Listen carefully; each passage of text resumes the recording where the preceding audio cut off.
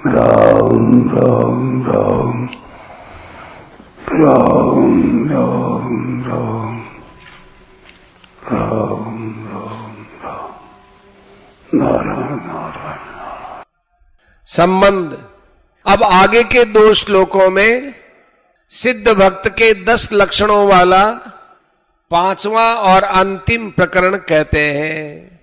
समः शत्रौ च मित्रे च तथा मानापमानयो शीतोष्ण सुख दुःखेषु समः संग विवर्जित तुल्य निंदा स्तुतिर्मौनी संतुष्टो येन केनचित् अनिकेतः स्थिरमतिर्भक्तिमान मे प्रियो नर। जो शत्रु और मित्र में तथा मान अपमान में सम है और शीत उष्ण अर्थात शरीर की अनुकूलता प्रतिकूलता तथा सुख दुख अर्थात मन की अनुकूलता प्रतिकूलता में सम है एवं आसक्ति रहित है, और जो निंदा स्तुति को समान समझने वाला मननशील, जिस किसी भी प्रकार से शरीर का निर्वाह होने न होने में संतुष्ट, रहने के स्थान अथवा शरीर में ममता आसक्ति से रहित और स्थिर बुद्धि वाला है, वह भक्तिमान मनुष्य मुझे प्रिय है। व्याख्या। समः शत्रौ च मित्रे च। यहां भगवान ने भक्ति में व्यक्तियों के प्रति होने वाली समता का वर्णन किया है। सर्वत्र भगवत बुद्धि होने तथा राग द्वेष से रहित होने के कारण सिद्ध भक्त का किसी के भी प्रति शत्रु मित्र का भाव नहीं रहता। लोग ही उसके व्यवहार में उसके स्वभाव के अनुसार अनुकूलता या प्रतिकूलता को देखकर उसमें मित्रता या शत्रुता का आरोप कर लेते हैं।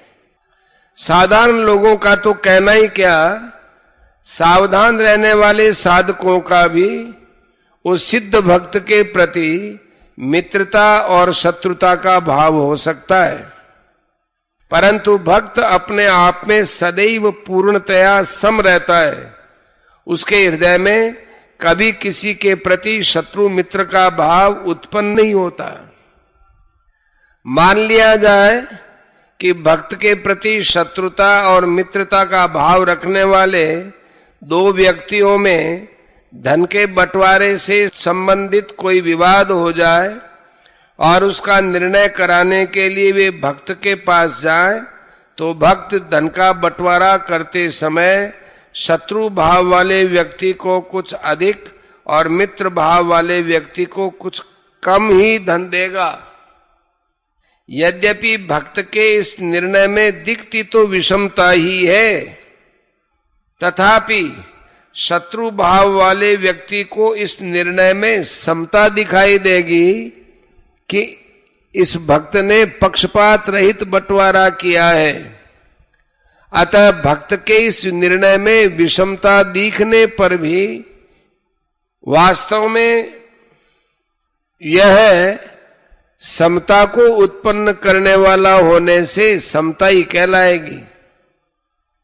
उपर्युक्त पदों से यह भी सिद्ध होता है कि सिद्ध भक्त के साथ भी लोग उसके भाव के अनुसार शत्रुता मित्रता का व्यवहार करते हैं और उसके व्यवहार से अपने को उसका शत्रु मित्र मान लेते हैं।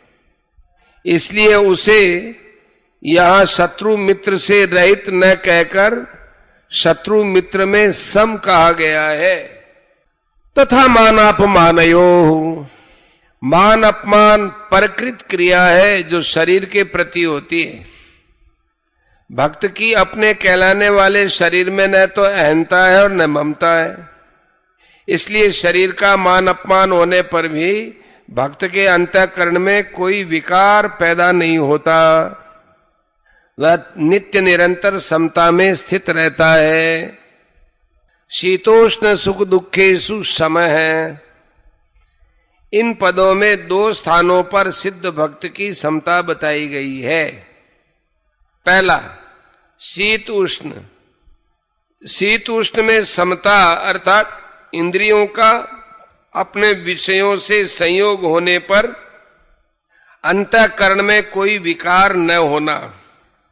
और दूसरा, सुख दुख में समता अर्थात धनादि पदार्थों की प्राप्ति या अप्राप्ति होने पर अंतःकरण में कोई विकार न होना। शीतोष्ण शब्द का अर्थ सर्दी गर्मी होता है। सर्दी गर्मी त्वगिंद्रिय का विषय है।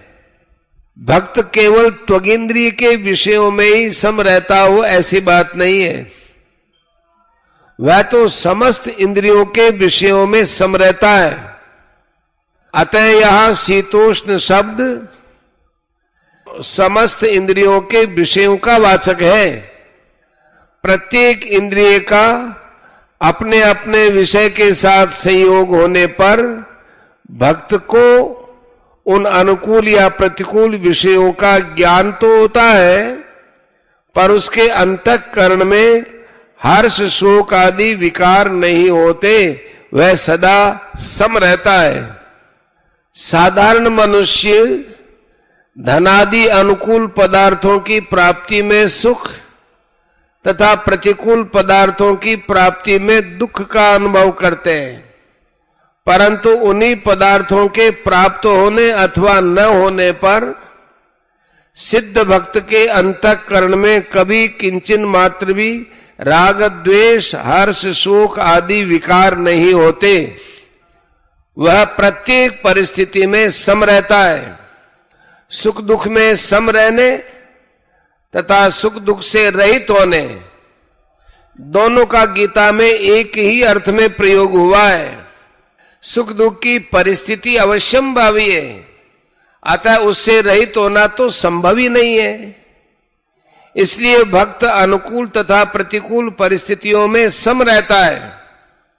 हां, अनुकूल तथा प्रतिकूल परिस्थिति को देखकर अंतःकरण में जो हर्ष शोक होते हैं उनसे रहित हुआ जा सकता है।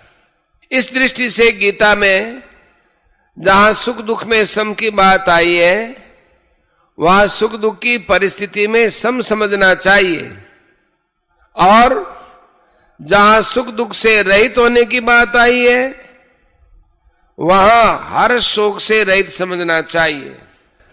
संग विवर्जित है। संग शब्द का अर्थ संबंध तथा आसक्ति दोनों ही होते हैं। मनुष्य के लिए यह संभव नहीं है कि वह स्वरूप से सब पदार्थों का संग अर्थात संबंध छोड़ दे, क्योंकि जब तक मनुष्य जीवित रहता है तब तक शरीर मन इंद्रियां उसके साथ रहती हैं। हाँ, शरीर से भिन्न कुछ पदार्थों का त्याग स्वरूप से किया जा सकता है। जैसे किसी व्यक्ति ने स्वरूप से प्राणी पदार्थों का संग छोड़ दिया, पर उसके अंतःकरण में अगर उनके प्रति किंचन मात्र भी आसक्ति बनी हुई है तो उन प्राणी पदार्थों से दूर होते हुए भी वास्तव में उनसे संबंध बना हुआ ही है। दूसरी ओर अगर अंतःकरण में प्राणी पदार्थों की किंचन मात्र भी आसक्ति नहीं है तो पास रहते हुए भी वास्तव में उनसे संबंध नहीं है। अगर पदार्थों का स्वरूप से त्याग करने पर ही मुक्ति होती तो मरने वाला हर एक व्यक्ति मुक्त हो जाता, क्योंकि उसने तो अपने शरीर तक का भी त्याग कर दिया। पर ऐसी बात है नहीं। अंतःकरण में आसक्ति के रहते हुए शरीर का त्याग करने पर भी संसार का बंधन बना ही रहता है। अतः मनुष्य को सांसारिक आसक्ति ही बांधने वाली है, न कि सांसारिक प्राणी पदार्थों का स्वरूप से संबंध।